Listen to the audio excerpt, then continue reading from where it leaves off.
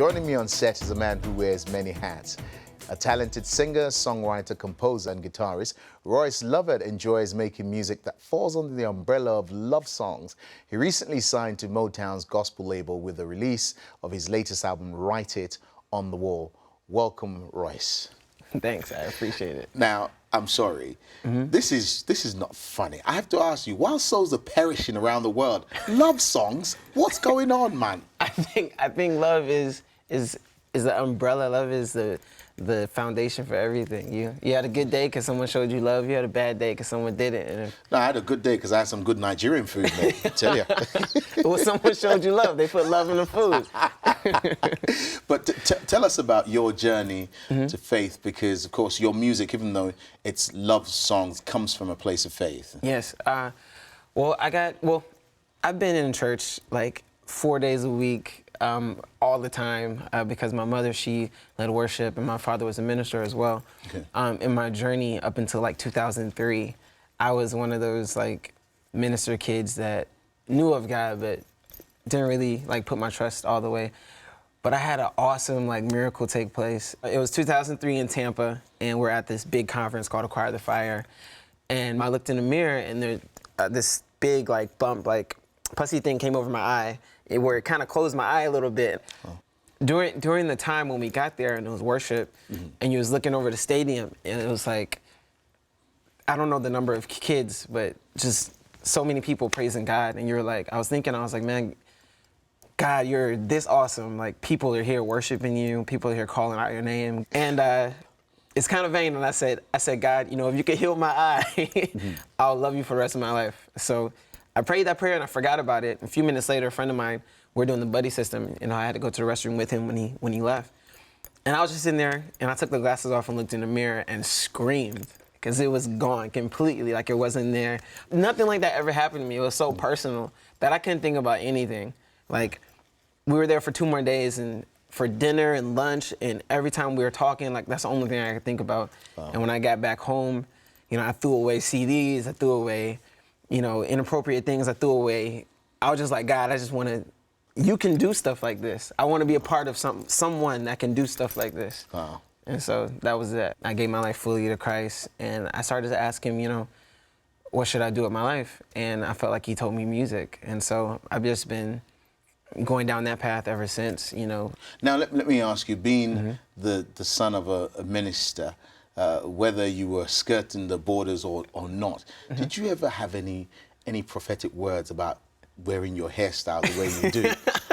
Well, I've had some prophetic words. I don't know if it was my hair, but I've had a lot of prophetic words, actually, especially my mom. She actually didn't let me have this for a long time. What was her problem with it? She said the boys that she knew growing up that had this hair was not very nice. And so she said, you have to meet this criteria, and then we can start the process.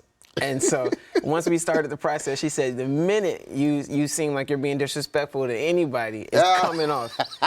And so I had it down to here. And last Father's Day, I decided to just cut it and start over, just for no reason. But let's explore that, because much of what we do in church, sometimes you judge people by the external.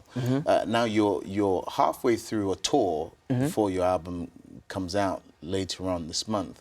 How much have you seen young people who may not come to church, who your message has resonated with them, who've looked at you and said, you know, I wouldn't have expected someone like you, who looks like you, sounds like you, to be doing music that's God-oriented? Yeah, that's a blessing for me, because I got a phone call when I was doing this more independently.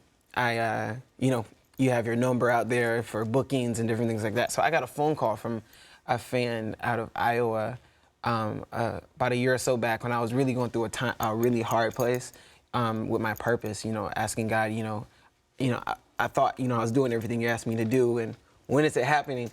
And maybe I should do this, or maybe I should change this. But I got a phone call, and he said, hey, Royce, I know you don't know me, but I wanted to encourage you in whatever place you're in, because I'm in and out with God sometimes.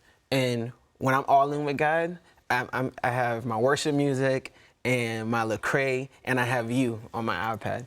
And then when I jump outside with God sometimes, I have my Jay-Z, and I have my Lil Wayne, and I have you on my iPad. And then he said, I realized that when I listened to your music, it was always the one to pull me back to wanting to follow Christ.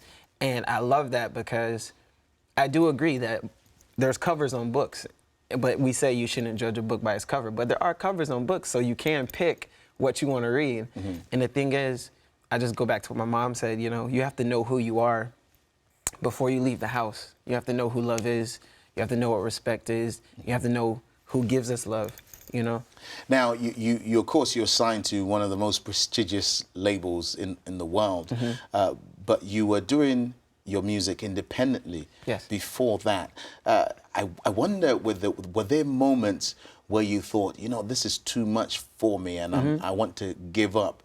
And did you see, or where did you see God's hand in you transitioning from being an independent to being signed? Man, to the world, I got married young. And You're married? Yes. Yes. You look like you're a 16-year-old. Are you old enough? Yes, I'm 20. I'm 27, actually. I just turned 27. I got married when I was 20. Wow. And we've been together for 6 years. I have a 3-year-old. And, you know, I got married young, you know, found Christ and found my purpose young and followed that, you know, plan A all the way through. And in that transition, I had many hard times where it was like, wow, financially, or not even just financially, like, having all these ears or these mouths talking to you saying like, it's not gonna work, this isn't right, this isn't the plan. But I'm a big believer, and some of my favorite people in the scriptures are the ones that, you know, God spoke to Paul, he went to sleep, and the next day he did it, you know? Or the same thing with Noah, spoke to him, went to sleep, did it. And those are big lives, you know? And Christ wants us to have life and life more abundant. So I feel like he tells us, don't worry about anything. You know, seek ye first the kingdom and the righteousness, and I'll supply everything. So I've had to remind myself of that all the time. I've had to remind myself that God loves me. I've had to remind myself of the things he's promised me, because sometimes it does get hard. And that's why it's awesome to talk to people like you, because you overcome by testimony. And so I definitely see a difference between here and now. And you know, forgive me, I'm going to have to interrupt because we run out of time. But hopefully, this is our excuse to do this again. Yes, yes. Royce, thank you so much. Thanks.